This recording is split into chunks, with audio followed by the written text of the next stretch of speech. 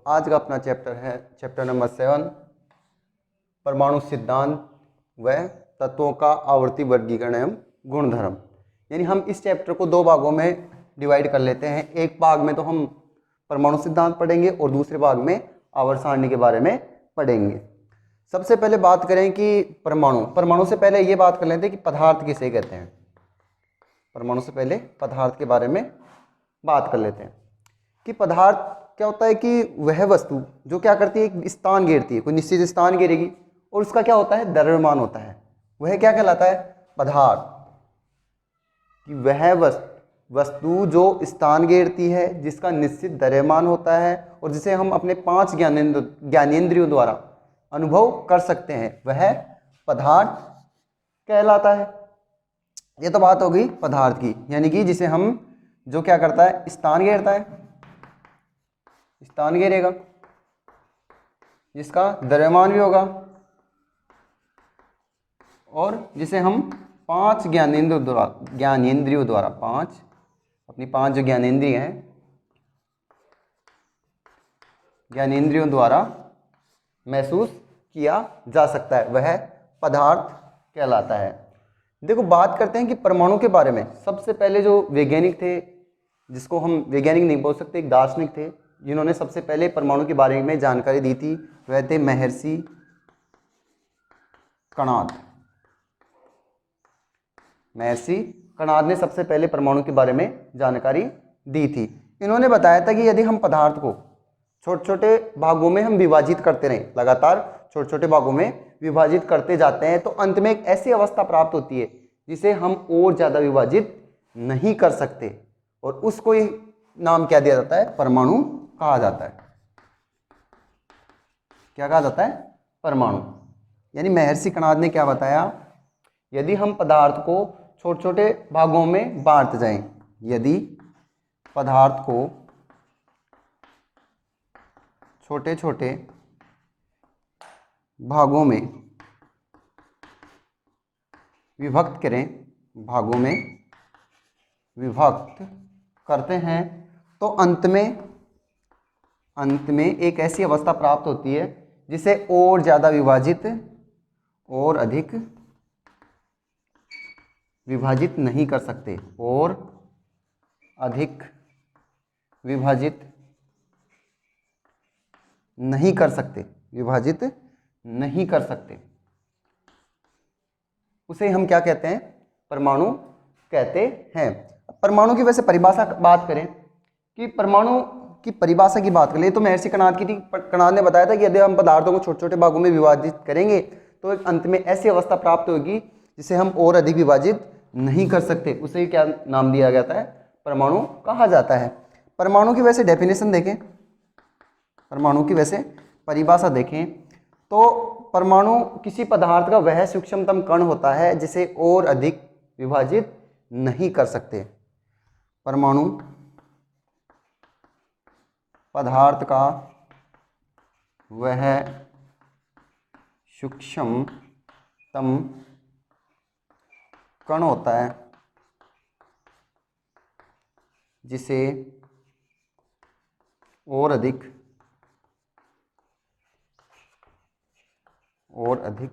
विभाजित नहीं किया जा सकता, नहीं किया जा सकता। यानी कि जो पदार्थ की लास्ट स्टेज होती है, यानी जहां तक हम किसी पदार्थ के भाग को हम विभाजित करते जाते हैं और अंत में एक ऐसी अवस्था आ गई जिसको और अधिक विभाजित कर ही नहीं सकते, उस अवस्था को क्या कहा जाता है, परमाणु कहा जाता है। उस जो लास्ट में जो बचता है उसको हम क्या कहते हैं, परमाणु कहते हैं। तो महर्षि कणाद ने क्या बताया कि यदि हम पदार्थ को छोटे छोटे भागों में विभाजित करेंगे तो अंत में एक ऐसी अवस्था प्राप्त होगी जिसे और अधिक विभाजित नहीं कर सकते। पदार्थ किसे कहते हैं कि पदार्थ जो वस्तु क्या करती है, स्थान घेरती है, जिसका द्रव्यमान होता है, जिसे हम अपनी 5 ज्ञानेंद्रियों द्वारा क्या कर सकते हैं, अनुभव कर सकते हैं, उसे हम पदार्थ कहते हैं। और परमाणु की परिभाषा हो ही जाएगी कि परमाणु क्या होता है, वह सूक्ष्मतम कण होता है जिसे और अधिक विभाजित नहीं कर सकते। नोट करें इसे।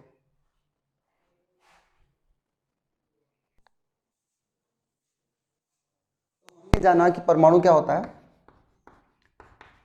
परमाणु पदार्थ का सबसे सूक्ष्मतम कण हो जाएगा, सबसे सूक्ष्मतम कण होता है, सूक्ष्मतम व अविभाज्य, सूक्ष्मतम अविभाज्य कण होता है, अविभाज्य कण होता है। ठीक है, दो साइंटिस्ट थे, इन सूक्ष्मतम अविभाज्य कणों को, दो साइंटिस्ट जिन्होंने एटम नाम दिया, डेमोक्रिटस और ल्यूसिपस, डेमोक्रिटस व ल्यूसिपस, इन दोनों ने इन अविभाज्य सूक्ष्म कणों को एटम नाम दिया, ATOM, एटम्स नाम दिया। और जो एटम्स वर्ड है एक ग्रीक वर्ड एटोमिया से मिलकर बना है। अब इसका मीन्स निकाले अपन, ग्रीक वर्ड है, ग्रीक वर्ड का A+TOMS, ए का मीन्स ए और टॉमस का मतलब विभाज्य, यानी कि जिसको हम विभाजित नहीं कर सकते। अविभाज्य का मतलब और अधिक विभाजित नहीं कर सकते, यानी पदार्थ का लास्ट स्टेज ये हो जाएगा जहां से हम इसको और आगे विभाजित नहीं कर सकते। उस अविभाज्य सूक्ष्मतम कण को ही हम क्या कहते हैं, परमाणु कहते हैं। एक साइंटिस्ट और आते हैं, उनका नाम है काव्यायाम। ये कहते हैं कि जो पदार्थ के अलग अलग रूप होते हैं, पदार्थ के भिन्न भिन्न रूप इन परमाणुओं के आपस में संयोजन से ही बनते हैं। भिन्न भिन्न रूप इनके संयुक्त होने से बनते हैं। यानी आप देखते हो कि तत्व है, अणु है, यौगिक है, ये सारे के सारे मिलकर किससे मिलकर बने होते हैं, सारे के सारे परमाणु से मिलकर बनते हैं, क्योंकि ये परमाणु आपस में जुड़ेगा, क्योंकि लास्ट स्टेज यही है। अब ये आपस में एक दूसरे से क्या होंगे, जुड़ते जाएंगे। तो हम पदार्थ के अलग अलग रूपों को देख सकते हैं, किनकी वजह से, इन परमाणुओं की वजह से ही। तो परमाणु क्या होता है, पदार्थ का सूक्ष्मतम अविभाज्य कण होता है। दो साइंटिस्ट थे, डेमोक्रिटस और ल्यूसिपस, ने इन अविभाज्य सूक्ष्म कणों को क्या कहा, एटम्स। एटम्स क्या होता है, एक ग्रीक वर्ड एटोमिया से मिलकर बना है। अगर एटम्स का मीन्स निकालें तो ए प्लस टॉम्स, तो ए का मतलब ए और टॉम्स का मतलब विभाज्य, यानी दोनों को अगर जोड़ेंगे तो अविभाज्य, मतलब जिसको और ज्यादा विभाजित नहीं कर सकते। और अविभाज्य कण को क्या कहते हैं, परमाणु कहते हैं। एक साइंटिस्ट थे काव्यायाम, इन्होंने ये कहते हैं कि पदार्थ के जो अलग अलग रूप हैं वो इन परमाणुओं के आपस में संयोजन से ही बनते हैं। तो नोट कर लें इसे।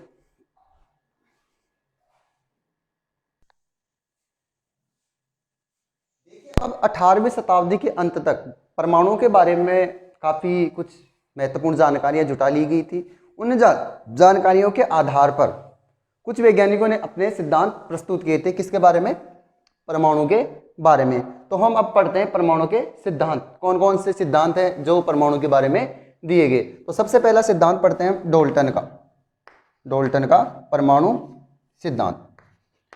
डाल्टन का परमाणु सिद्धांत,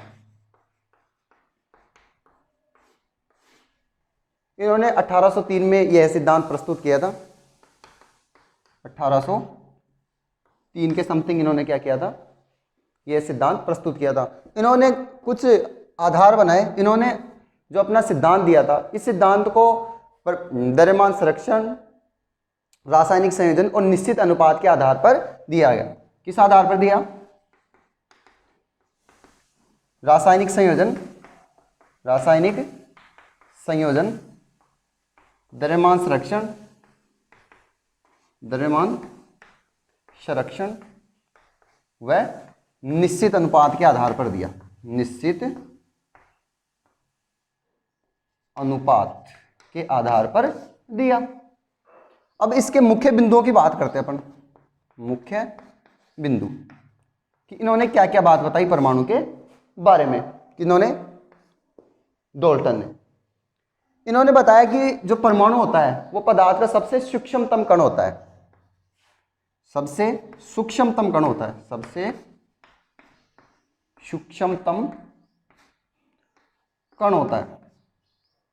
ठीक है, दूसरा यह था कि इस परमाणु को और अधिक विभाजित नहीं कर सकते, परमाणु को और अधिक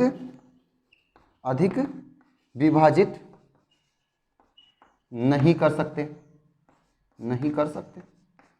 पहला तो दिया कि परमाणु क्या होता है, सबसे सूक्ष्मतम कण होता है, इसको और ज्यादा विभाजित नहीं कर सकते। परमाणु वह सूक्ष्मतम इकाई होती है जो किसी भी रासायनिक विक्रिया में क्या करता है, भाग लेता है। सूक्ष्मतम इकाई होती है, सूक्ष्मतम इकाई होती है जो क्या करती है, किसी भी रासायनिक अभिक्रिया में भाग लेती है। यानी कि परमाणु क्या करता है, रासायनिक अभिक्रियाओं में भाग लेता है। देखो किसी पदार्थ की जो एक ही तत्व के सभी परमाणु क्या होते हैं, समान गुणधर्म वाले होते हैं, समान होते हैं। एक ही तत्व के सभी परमाणु समान होते हैं। समान कैसे, यदि उनका परमाणु भार देखें, आकार देखें या रासायनिक गुणधर्म देखें, वो सारे के सारे क्या होते हैं, समान होते हैं। कौन कौन से, परमाणु भार देखें उनका, परमाणु भार, आकार देखो, चाहिए आप बात करो उनके गुणधर्मों की, रासायनिक गुणधर्म, ये सारे के सारे उनके क्या होते हैं, समान। किनके, एक ही तत्व के। मान लो अगर अलग अलग तत्व हों, अलग अलग तत्व के परमाणु भी क्या होते हैं, अलग अलग होते हैं, क्योंकि परमाणु जो तत्व है वो भी क्या है, अलग अलग, और इनमें जो भाग लेने वाले परमाणु हैं वो भी क्या होंगे, अलग अलग होते हैं। नेक्स्ट बात करें कि कोई भी रासायनिक विक्रिया होती है उसमें पुनर्व्यवस्था होती है, परमाणु क्या होती है, पुनर्व्यवस्था होती है या पुनर्विन्यास होता है। रासायनिक अभिक्रिया में परमाणु का पुनर्विन्यास होता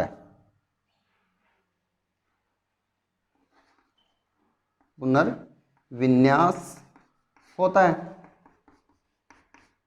यानी किसी भी रासायनिक विक्रिया में परमाणु को न नष्ट कर सकते हैं, नहीं उत्पन्न कर सकते हैं, यानी न तो नष्ट होगा नहीं उत्पन्न कर सकते हैं, लेकिन हाँ उनका क्या होगा, पुनर्विन्यास जरूर होगा, यानी इसका दोबारा से वो जुड़ेगा, किसी भी परमाणु के साथ दूसरे के साथ वो जुड़ सकता है। तो आपने डाल्टन मॉडल देखा, डाल्टन मॉडल ने किसको आधार बनाया, रासायनिक संयोजन, द्रव्यमान संरक्षण और निश्चित अनुपात के आधार पर दिया। इसके मुख्य बिंदुओं की बात करें अपन, तो मुख्य बिंदु क्या है इसके, कि परमाणु क्या होता है, पदार्थ का सबसे सूक्ष्मतम कण होता है, परमाणु को और अधिक विभाजित नहीं कर सकते, और परमाणु वह सूक्ष्मतम इकाई होती है जो किसी भी रासायनिक अभिक्रिया में भाग लेता है, यानी परमाणु रासायनिक अभिक्रिया में भाग लेता है, सबसे सूक्ष्मतम इकाई यही होती है। और एक ही तत्व के जो परमाणु होते हैं, सभी परमाणु वो क्या होते हैं, समान होते हैं। समान कैसे, अगर उनके परमाणु भार देखें, आकार देखें या रासायनिक गुणधर्म देखें, तो वो सारे के सारे क्या होते हैं, समान होते हैं। और अलग अलग तत्वों के क्या होते हैं, जो परमाणु होते हैं वो भी क्या होते हैं, अलग अलग, यानी उनका परमाणु भार भी अलग होगा, आकार भी अलग होगा, और रासायनिक गुणधर्म भी अलग अलग होंगे। और रासायनिक अभिक्रिया में परमाणु का सिर्फ पुनर्विन्यास ही होता है, यानी हम इसमें रासायनिक अभिक्रिया में न तो परमाणु को उत्पन्न कर सकते हैं, न ही नष्ट कर सकते हैं। नोट कर लें।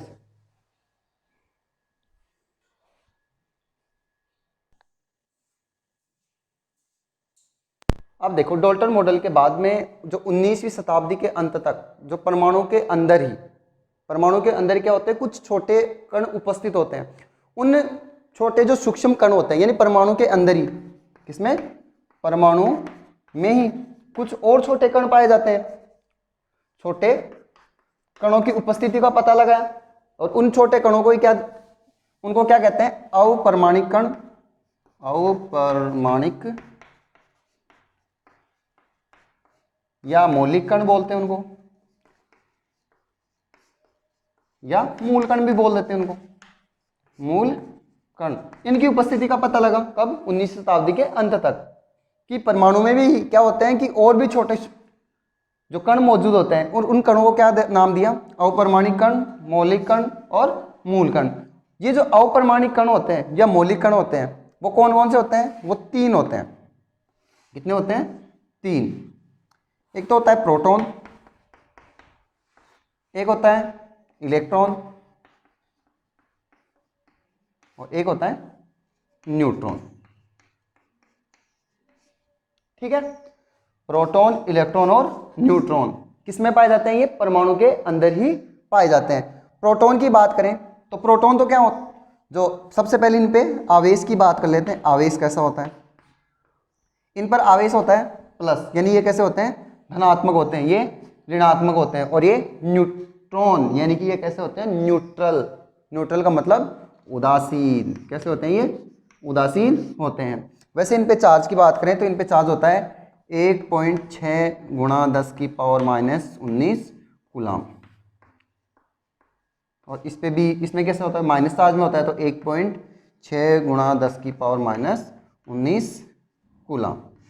इनमें सिर्फ साइन का ही फर्क होता है, ये तो धनात्मक रूप में होता है और ये ऋणात्मक में, क्योंकि कोई भी परमाणु होता है उसमें प्रोटॉन और इलेक्ट्रॉन की संख्या क्या होती है? लगभग बराबर होती है। इनकी उपस्थिति की बात करें तो उपस्थित कहाँ होते हैं? उपस्थिति ये तो कहाँ होता है? नाभिक में। जो परमाणु का जो नाभिक होता है, हम नाभिक की खोज कैसे हुई इसके बारे में आगे रदरफोर्ड मॉड्यूल में इसको पढ़ते हैं डिटेलली। और इलेक्ट्रॉन का होता है बाह्यतम कक्षाओं में चक्कर लगाता है, बाह्यतम कक्षाओं में। और ये कहाँ पर होता है? ये भी नाभिक में होता है। वैसे इस न्यूट्रॉन की खोज अंत में हुई थी, क्योंकि इस पर किसी प्रकार का आवेश नहीं था, इसलिए इसकी खोज अंत में हुई थी। खोज की बात करें, खोज किसने की? इन्होंने, इनकी खोज किसने की? तो खोज के लिए एक छोटी सी ट्रिक याद रख सकते हैं कि पेन, PEN, P यानी प्रोटॉन, E यानी इलेक्ट्रॉन और N यानी न्यूट्रॉन। पेन है, पेन अपना लिखने वाला पेन। इसकी खोज GTC ने की। GTC ना होके कहीं पर आपको RTC भी मिल सकता है। RTC, G का मतलब गोल्डस्टीन, T का मतलब थॉमसन और C का मतलब चैडविक। P का मतलब प्रोटॉन, E का मतलब इलेक्ट्रॉन, N का मतलब न्यूट्रॉन। जो नीचे है उन्होंने उनकी खोज की। तो P की खोज किसने की? गोल्डस्टीन ने। प्रोटॉन की या रदरफोर्ड मिल जाता है कहीं कहीं पर, लेकिन अधिकतर आपको क्या करना है? गोल्डस्टीन ही करना है। इलेक्ट्रॉन की खोज किसने की? थॉमसन ने की। और न्यूट्रॉन की खोज किसने की? जेम्स चैडविक ने। तो खोज किसने की? गोल्डस्टीन ने, गोल्डस्टीन। प्रोटॉन की खोज गोल्डस्टीन ने की। इलेक्ट्रॉन की खोज टी का मतलब Thomson, J Thomson, sir J Thomson. और न्यूट्रॉन की खोज किसने की? चैडविक, जेम्स चैडविक ने की थी। जेम्स चैडविक ने की थी। वैसे थोड़ा सा इसको वैसे डिटेली देखें, एक स्ट्रक्चर के रूप में देखें तो, स्ट्रक्चर के रूप में देखें तो ये तो क्या होता है? परमाणु का नाभिक होता है। और ये इसकी क्या होते हैं? बाह्यतम कक्षाएं होती हैं, क्योंकि बाह्यतम कक्षाओं में कौन होता है? इलेक्ट्रॉन होता है। ये बाह्यतम कक्षाओं में क्या करता है? इलेक्ट्रॉन लगातार चक्कर लगाते रहते हैं। और यहाँ पर P व N पाए जाते हैं। जो इसका नाभिक होता है इसमें क्या होते हैं? P व N होते हैं। तो ये तो क्या थे कि परमाणु में कुछ छोटे कण होते हैं, अपरमाणिक कण या मौलिक कण या मूल कण होते हैं, उनके बारे में था। अपरमाणिक कण कौन कौन से होते हैं परमाणु के अंदर? प्रोटॉन होते हैं, इलेक्ट्रॉन होते हैं और न्यूट्रॉन होते हैं। तो इनके बारे में थोड़ा ये डिटेल था, नोट करो इसे।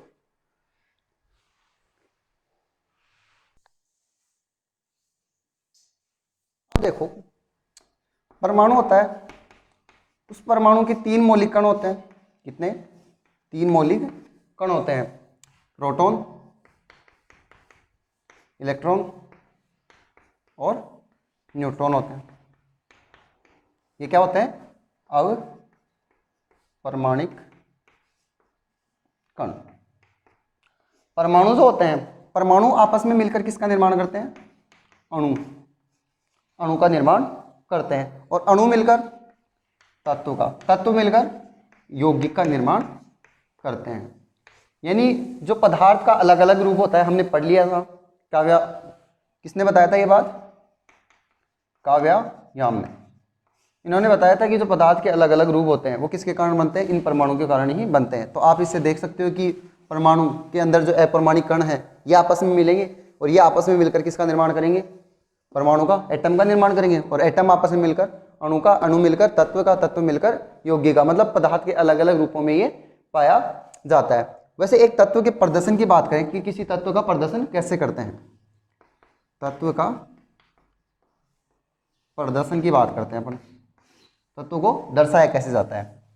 किसी तत्व को दर्शाया जाता है एक्स जेड ई, यानी किसी तत्व का प्रतीक हमने मान लिया एक्स। एक्स क्या है, किसी परमाणु का प्रतीक है। ए क्या होता है, द्रव्यमान संख्या, द्रव्यमान। और जेड क्या होता है, परमाणु क्रमांक या परमाणु संख्या।